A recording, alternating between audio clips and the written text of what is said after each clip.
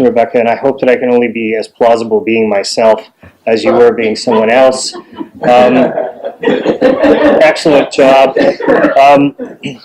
Let me extend my thanks also to the organizers of the conference. I'm grateful to be here with so many like-minded people. I find these to be very fecund relationship-building moments because oftentimes you find yourself kind of working on an island. Especially around questions of education, even within the institution, you find that many people aren't interested in it, which to me is kind of odd. And I'd also like to comment on the appropriateness of the title of the conference to my talk, School Time! And it's appropriate for a couple of reasons. The first has to do with the use of the imperative voice, which of course at once exhorts the subject to do something, but also evacuates them from the sentence. And as we're going to see, that's quite relevant to what I'm about to talk about. And also combining the educational institution with a sense of time. And in the case of what I'm about to speak about, this is very much the case. A very peculiar sort of time comes out of the emergence of this new building type and its use. The spatial configuration and program of these places produces and reproduces entirely new forms and functions of time for Indigenous people. So I'm going to expand on these and other ideas in relation to what I would argue is the most significant institutional system that affected the aims of colonization in this country, namely the Indian residential school system. In recent years, the residential school has been the focus of intensive inquiries, litigation, apology, truth-telling, and reconciliation efforts, and in many ways, this multifaceted approach to this very difficult and painful past has been instructive for non-Indigenous people because the simple fact of the matter is that Canada functions as a colonial country because of a profound quiet. That's how this thing was able to function for as long as it did, and Canada was able to maintain this image of itself as a defender of human rights while at the same time being an egregious violator of these same rights. So this has been useful for people to understand this past and also the lingering traumatic after effects that are felt in Indigenous communities across the country. But I would argue that despite all of this recent attention, much remains unclear. We are, as a country, sorry, but for exactly what are we sorry? What is the nature of this offense? And I would also add further, and specifically to what I'm going to speak about today, what precisely is the nature of this institutional system that figured so prominently in this egregious offense? Years of studying existing residential schools, archival plans, archival documents, secondary sources, as well as the testimony of a large number of Indigenous peoples has led me to the following conclusion, that these buildings, these institutions, in fact, are not schools at all. Whereas, and we just got that sense from Richard's paper, schools are meant to provide willing students the tools to improve their standing in their culture and society. The Indian residential schools did precisely the opposite. Rather, by design, and this is especially important, these institutions were meant to alienate Indigenous children from their place within their own culture, within their First Nation, within their community and their families.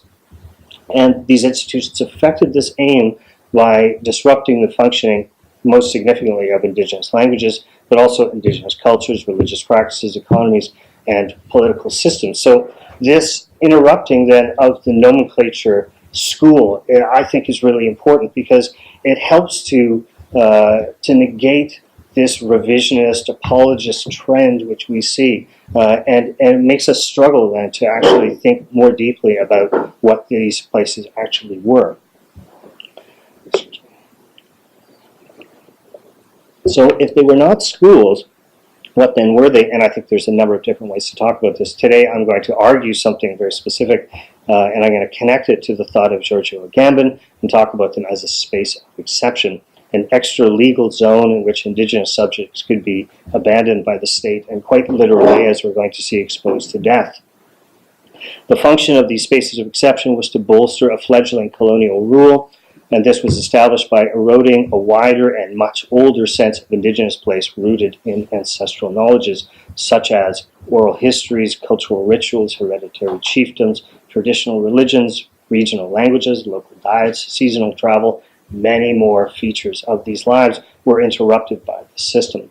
And in place of this nested, networked series of knowledges, these spaces devoid of Indigenous belonging, places really without place, shaped by new languages, religious beliefs, work habits, economic philosophies, political systems, medicines, punishments, and yes, new types of architecture as well. So I'm one of several scholars who in recent years has been drawing upon the work of Agamben to examine the formation of colonial sovereignty. He doesn't deal with colonization. And admittedly, there's much to critique about Giorgio Agamben. I'm going to avoid much of that here. But I do think that there are still serviceable elements of his thought that can help us gain new perspectives on the colonial situation here in this country. And I will argue that the design features of the residential schools that we're about to look at will reveal the operation of the sorts of spaces of exception that are outlined in his writing. But before I do that, before I explore those connections, I want to say a few things very briefly about the history of the system, its architecture, and its policies, and its impacts. Now, I should have probably had this up, but this is really just for visual relief of me talking. That's fine. I'll come back to this, not to worry. But that's sort of an elevation of quite a nasty residential school, known colloquially as Little Alcatraz to the people who went there. But we'll start here, which is an image taken from the Department of Indian Affairs annual report, which is almost a projection of a wish of the government and the churches that this education would transform children from a situation, a cultural situation, which they believe to be pathogenic. And this is the way that traditional cultures and familiar relations were discussed as being almost a source of contagion. The antidote to this contagion was euphemistically known as aggressive civilization. It was a process learned from the American boarding school system and adapted in Canada. And the general features of this was to separate children from their home communities, forbid the speaking of Indigenous languages, and the restricting of familial contact, all of which was meant to draw the child into, and I'm putting scare quotes on this one for good reason, the circle of civilized conditions. So to effect this then, the government became involved in a process that had been going on since the 17th century by missionaries in New France. But after Confederation, they entered into an uneasy relationship with 5 different Christian denominations: the Roman Catholic Church, the Church of England, the Methodists, the Presbyterians, and the United Church. And from the beginning, this relationship wasn't a good one. They were at cross purposes. The churches, of course, were most interested in the civilizing mission, and the government was most interested in exploiting the cheap labor of those willing to staff the schools. And as you can imagine, this led to less than satisfactory results. So this is the first attempt to do this. This particular type of school is different from a residential school. This is an industrial school. And the purpose of the industrial school was to effect a policy of assimilation. The idea was that the schools would be built near urban centers. The children would go learn a skilled trade, cabinet maker, a tailor, a shoemaker, something like that. And then after their training, they would leave the school, go to the city, get a job, and somehow forget that they were Indigenous. It didn't work for a number of reasons. I think 2 really important ones. One is that, as with later with the residential schools, they were miserly funded by the government. They never gave enough money for good teachers or for school supplies or even food for that matter. But also, they underestimated the persistence of the importance of culture to the Indigenous people, and this was obviously a huge mistake. So after the failure of the industrial school experiment, we see the emergence of what I would call the second generation school, a type of residential school, much larger in scale, usually built in more remote locations. And it signals a shift in policy from true assimilation, which turned out again to be very expensive, to one of segregation. So you often hear people talk about the residential schools and assimilation. It's actually not correct. From about 1910 to 1951, the policy was more one of segregation, of reinforcing of a Canadian apartheid, which was established with the reserve system. And really, the residential school and the reserve should be thought of as twins in this way, and they're really not enough, at least to my way of thinking. Okay, so this is a template design produced in-house by architects under the employ of the Department of Indian Affairs, stamped out and repeated with some variation across the country. meant to hold, again, way more students, segregated by gender and age. And this had a feature then of dissolving connections for people to where they came from. Not only would you be separated from your siblings by definition because they would be younger or older, but also by gender. And this not only split up families, but also communities. They were bolstered by the passing into law of compulsory education in 1920, which made a very regrettable situation emerge where members of the church, the RCMP, and Indian agents would travel to remote locations, round children out without consent of their parents, load them onto trucks and ships and planes and send them to these schools. Not all students, of course, were taken against their will. Some attended voluntarily. That point is important.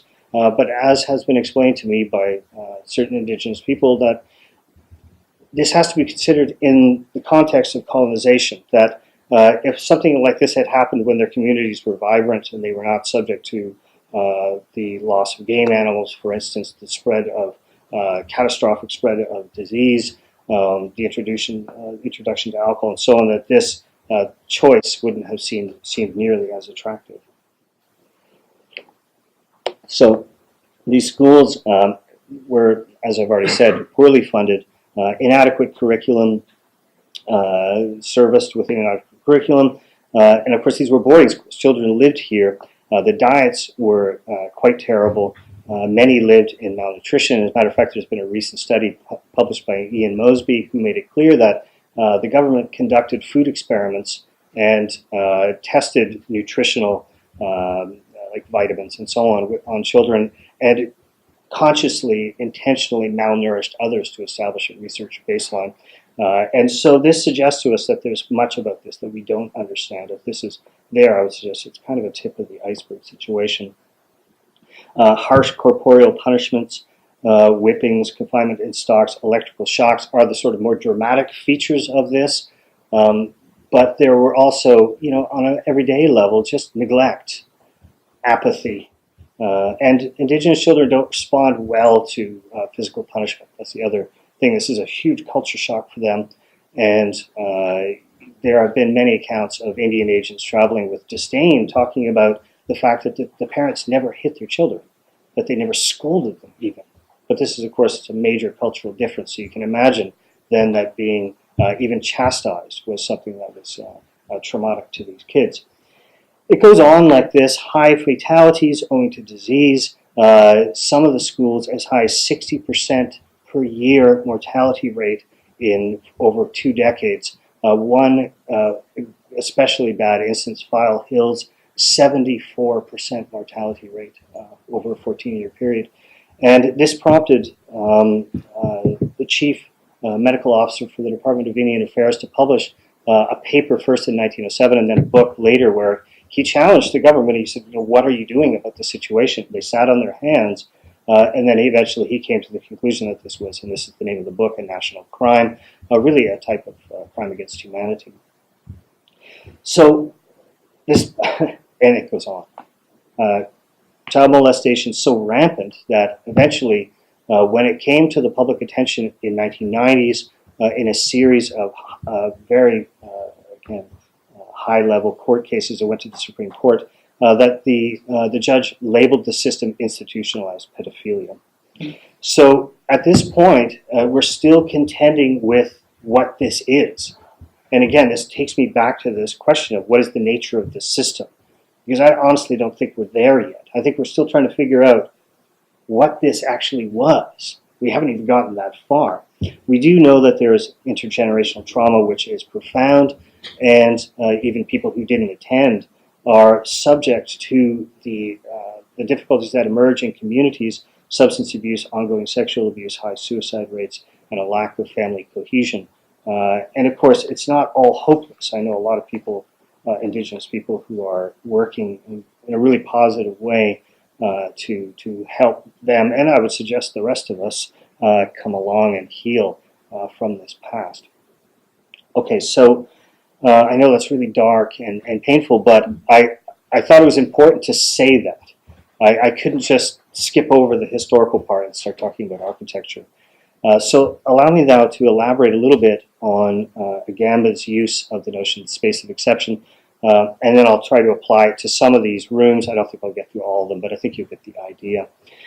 So most of you have probably read some of this work.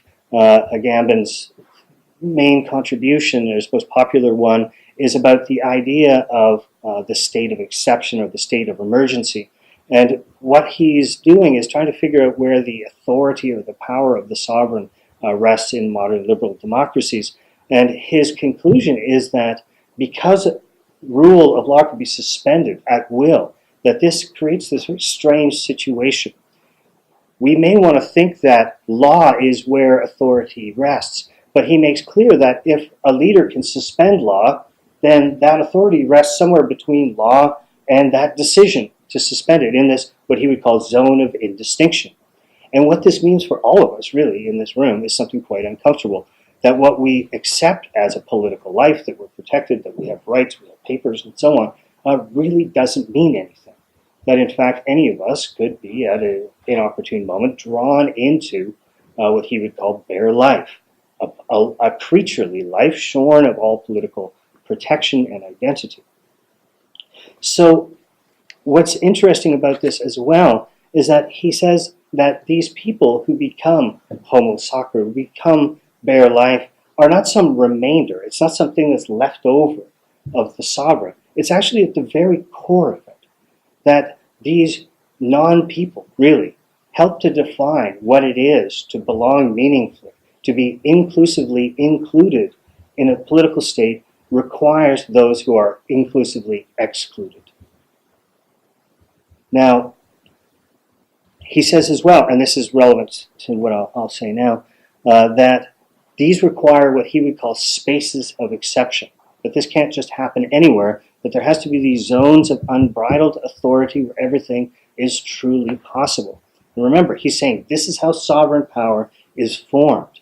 So I've taken this and applied it here to suggest that the establishment of a colonial sovereign power required the negating and dissolving of 633 sovereign nations.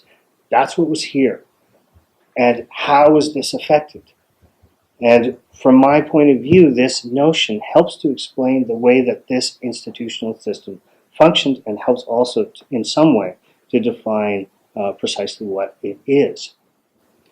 So what then can we see when we look at these? And I have to say, this is a very difficult history to work on. The archives are closed, they've been destroyed, you can't get the material. So initially when I started to research it, I came across plans and images, and particularly the plans, and I thought, wow, they really should have locked these away as well, as we're going to see, because they speak volumes about the nature of the system. So first, the location of construction is relevant. As I've already said, they moved them out into remote locations. Catchment is also strange, how catchment worked. There's no real smoking gun on this, but I've talked to a lot of different people who are confused about the fact that they have 6 siblings who went to 6 different institutions than they did, and that they moved around. Now, I did manage to find this from a Department of Indian Affairs annual report by an official, high-ranking official, Hayter Reed, who says, and it's not the clearest writing, forgive me, I'll paraphrase afterwards, the more remote from the institution and distant from each other are the points from which peoples are collected, the better for their success. In other words, atomize communities, spread them as far as possible, and this will help affect this aim of, again, cutting the roots of belonging, which are, again, connected through language, cultural traditions, religious practices, economic philosophies, collective living, and political rule as well, which has been well established, obviously, for thousands of years. So one person who I've worked with on this, Adeline Brown, is a Haida woman from Haida Gwaii, and she was sent to Edmonton from the West Coast. And she said when she was there, all the years that she was there, she didn't remember a single parent coming to visit the children who were there, not one. And so this suggests, again, this inclusive exclusion into Canadian society. Where did these people fit? Because they no longer fit at home. They would go home in the summers. They were out. These schools really worked. to do what they were trying to do. Now, not all of them were constructed that far away. Some of them were closer, and so because of that, they couldn't stop people from visiting. And so they devised, this is a Roman Catholic institution, they devised this here, the racially segregated Indians room. And this was a visiting room for parents that would come and visit the child. And you can see that the parents didn't come through the central processional way of the institution, but they were led here through a separate doorway. The child would be led in from their a separate corridor here, and then they would meet in this room. And the visits would be closely supervised to make sure that no Indigenous language was spoken and no contraband was exchanged. And again, in the interview, informants have said no one dared, because this was a especially strict school, no one dared risking saying anything in their own language because the punishments were so severe. And so there are accounts then of grandparents sitting there with their grandchildren and not being able to speak to them because they didn't speak English or French. And of course, this is how all of the knowledge, all of the teaching happened between the generations through oral tradition. And of course, all of that then is subverted. And this is a political move. This is not, it has to be considered this way. One of the frustrations that I have about researching this field is that there's something almost glamorous about psychosexual trauma. It takes up all of the space in the press. It's how we tend to think about the suffering of the children. But the reality is that this was about subverting sovereignty. By dissolving linguistic and cultural ties to family, this affects an alienation which is much more profound than interpersonal. Think about it in the context of the forcible relocations of children, mortality rates that I've already talked about, no right to vote, no right to legal representation, apartheid-like segregation on reserves, the past system which was still intact around this time.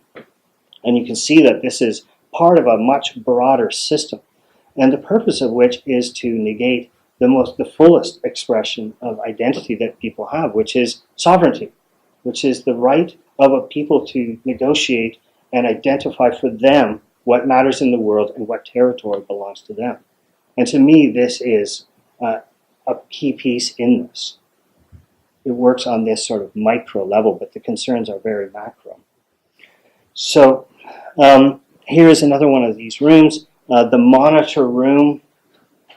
And you can see how this works. The monitor enters unseen here, and there are three windows, one looking out onto the school grounds, another curtained window looking into the small boys' dormitory, and another curtained window looking into the boys' lavatory.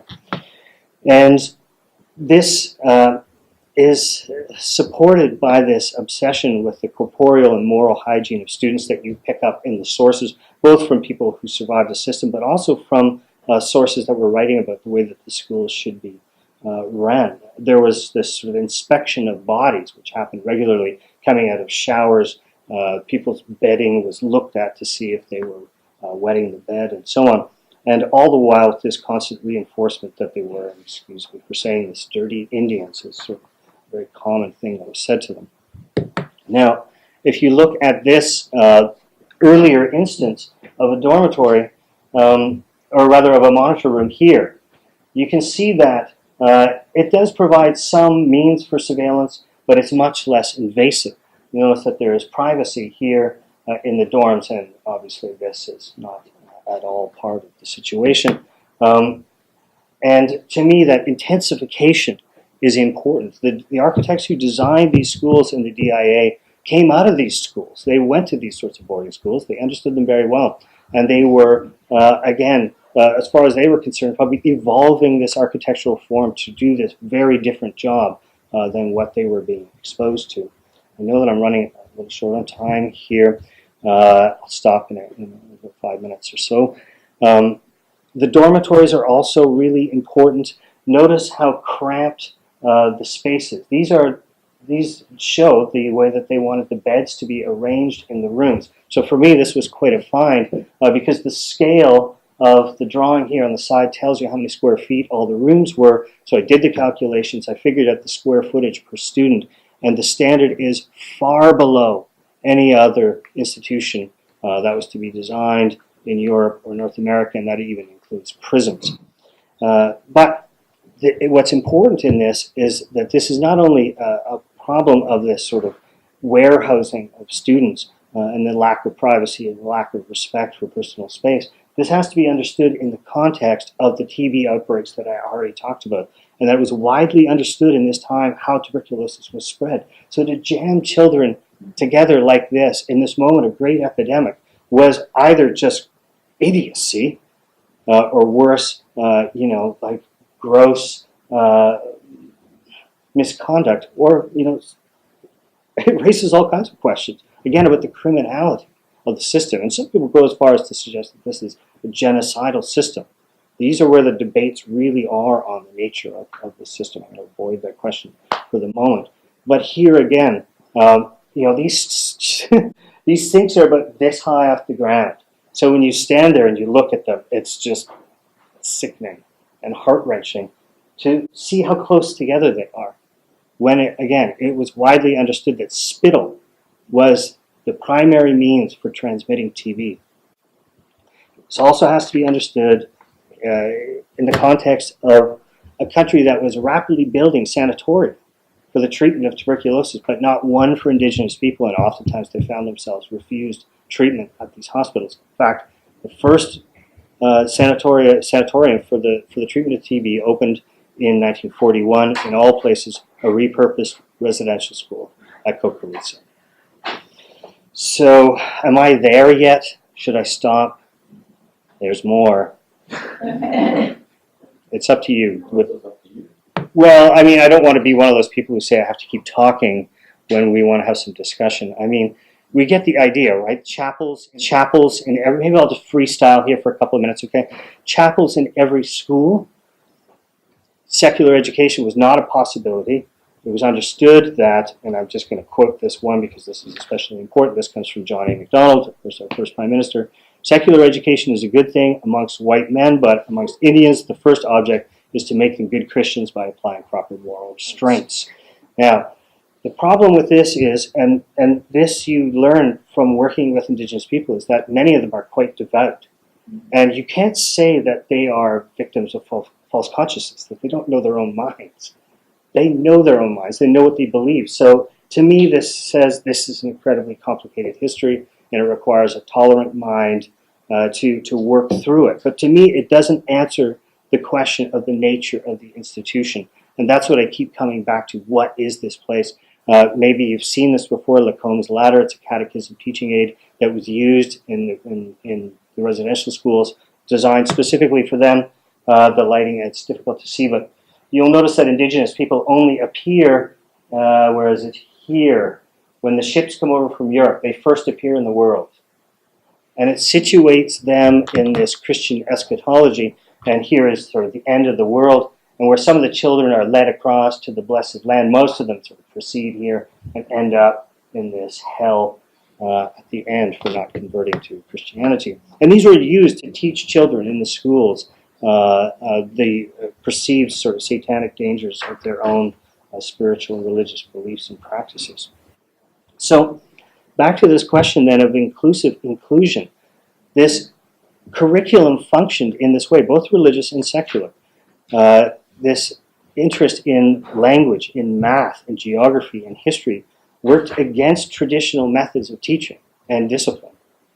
And it has to be understood that for the most part, the students who came out of here were not prepared to do anything. They were set up to fail, essentially. And by design, I would suggest, they really weren't rigorously teaching them to do anything useful. In fact, the whole idea was that they would learn how to, a bit about animal husbandry, how to farm, how to take care of a household, and then they would go back to the reserve and then scramble the program back in the reserve. That was what was hoped, and I have found direct quotes on that this was their aim to do this. Okay, fine, I'll end here. The bell. The ringing of the bell. And the people talk about this, so many of them with such disdain. It announced with mechanical rhythm this imposition of an alien conception of time. Gone was this sense that time was holistic in favor of time sort of being beads on a string. But not only that kind of time, but also time discipline. The perception was that Indigenous people were indolent, and that they needed to learn industry. And industry is the sort of fetishistic worldview and the way that they conduct their body, the way that they gesture, and so on. Okay, so I'll leave it there, but I will say that these examples that we've looked at, the Indigenous room, the monitor room, the dormitory, the chapel, the bell, announced and served as spaces of exception that helped to sever Indigenous belonging to ancient understandings of the place. And that's really what this is about. To me, the primary feature in all of this is when language is lost. What does this mean? Language is not just the method or the means of describing the world. It's the way of making the world, every aspect of it. And so when a language is gone, a world dies. That's what actually happens. And that's what was happening in these places. That was their aim. And so for us, and I don't presume to know everyone's identity in here, but I would say for non-Indigenous people in this country, the challenge is to not accept the spurious Stephen Harper apology of 2008, the neglect and abuse hypothesis that he advanced. This is much deeper than that, much more profound. It's going to take a long time for us to work through what this actually means, but at minimum, it's a crime against humanity, at minimum. And that's very clear if you read the UN sort of definition of what crime against humanity is. This is so clearly a crime against humanity. So this country was founded on a crime against humanity. Are we prepared to accept this? But this is where we are. And this is what we are charged with working towards, at least self-reflexive, thoughtful people in this country. I'll leave it there. Thank you very much.